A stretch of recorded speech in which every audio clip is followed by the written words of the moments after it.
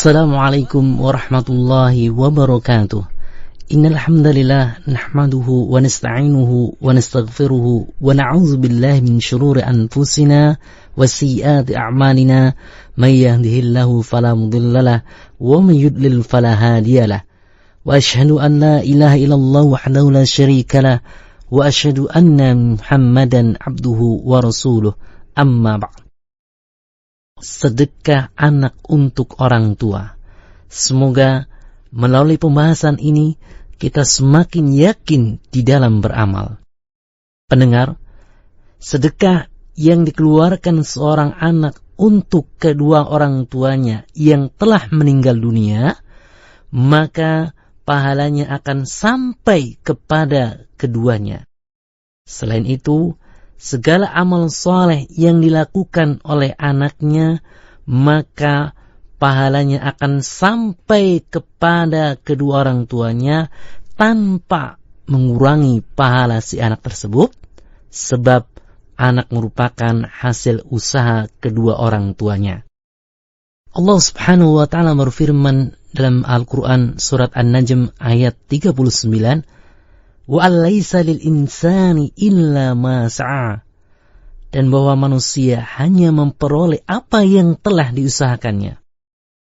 Rasulullah sallallahu alaihi wasallam bersabda, sungguhnya sebaik-baik apa yang dimakan oleh seorang adalah dari hasil usahanya sendiri, dan anak adalah hasil usahanya.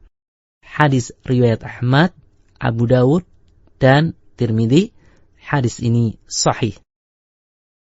Apa yang ditunjukkan oleh ayat Al-Quran dan hadis tersebut diperkuat lagi oleh beberapa hadis yang secara khusus membahas tentang sampainya pahala amal saleh seorang anak pada orang tua yang telah meninggal dunia, seperti pahala sedekah, puasa, zakat, haji, dan lain-lain semisalnya.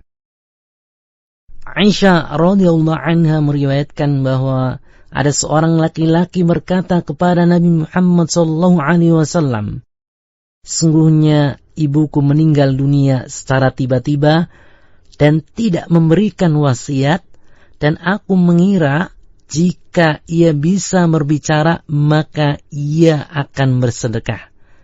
Maka apakah ia memperoleh pahala jika aku bersedekah atas namanya dan aku pun mendapatkan pahala?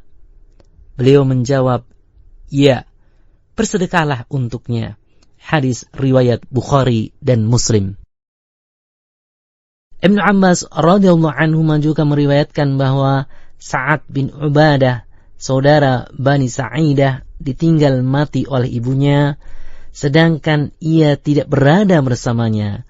Maka ia bertanya, wahai Rasulullah, sungguhnya ibuku meninggal dunia dan aku sedang tidak bersamanya. Apakah bermanfaat baginya apabila aku menyedekahkan suatu atas namanya?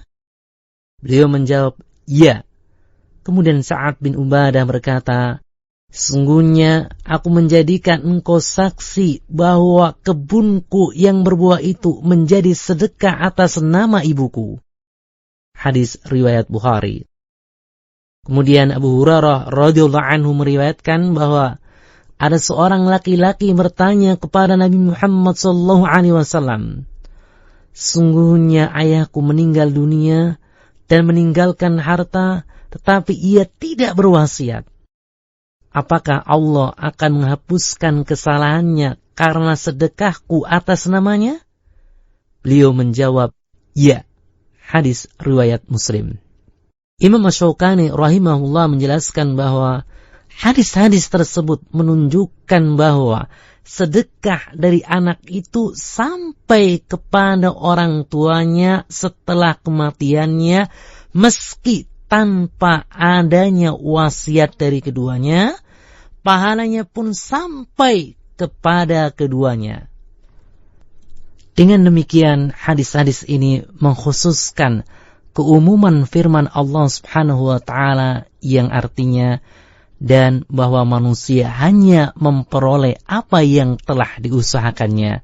Quran Surat An-Najm ayat 39. Hadis tersebut menjelaskan sampainya sedekah anak kepada kedua orang tuanya. Dan telah ditetapkan pula bahwa seorang anak merupakan hasil usaha keduanya. Sedangkan yang selain dari anak, maka menurut zahir ayat-ayat Al-Quran, pahalanya tidak akan sampai kepada orang yang sudah meninggal dunia. Maka hal tersebut tidak perlu diteruskan hingga ada dalil yang mengkhususkannya. Para ulama menjelaskan bahwa inilah pemahaman yang benar yang sesuai dengan tuntunan kaidah-kaidah ilmiah, yaitu bahwa ayat Al-Quran tersebut tetap dengan keumumannya, sedangkan para sedekah dan lain-lain tetap sampai dari anak pada orang tuanya, karena anak adalah hasil dari usahanya, berbeda dengan selain anak. Pendengar yang rahmati Allah Ta'ala, wallahu a'lam, wassalamualaikum warahmatullahi wabarakatuh.